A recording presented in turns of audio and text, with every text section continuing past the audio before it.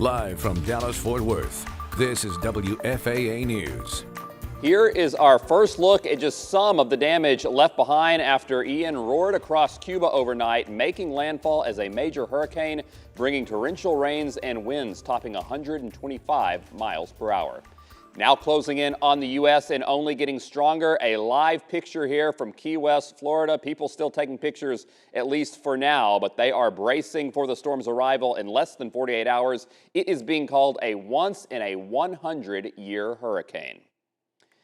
Thanks for joining us this midday. I'm Chris Sadeghi. Governor Ron DeSantis gave an update at 8 a.m. our time, warning of catastrophic flooding. Tampa International Airport is suspending all flights starting at 4 p.m. our time today. Let's get straight to ABC's Justin Finch, who is in Tampa. Hundreds of thousands began evacuations on Monday, and now even more are being urged to follow as Hurricane Ian creeps closer to Florida's west coast. Early this morning, Hurricane Ian rising to Category 3 strength, cutting through western Cuba with 125-mile-per-hour winds.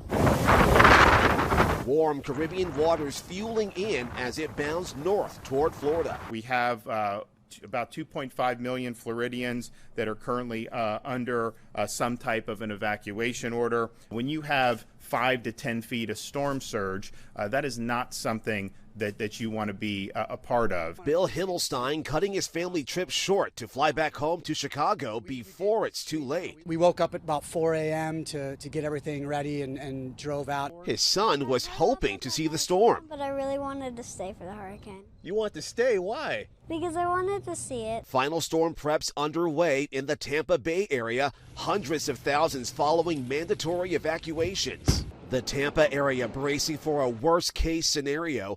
Ian's landfall, what would be its strongest storm in a century.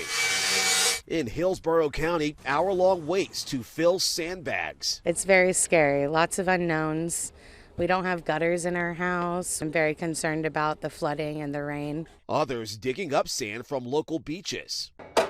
Families boarding up their homes and fueling up their cars. Just topping off some gas for generators. Hopefully don't have to use them. Just getting prepared. Florida now under a state of emergency. FEMA loading 360 trailers with more than 2 million meals as 5,000 Florida National Guardsmen are being activated. Several Tampa area schools and universities are canceling classes, some reopening as hurricane shelters.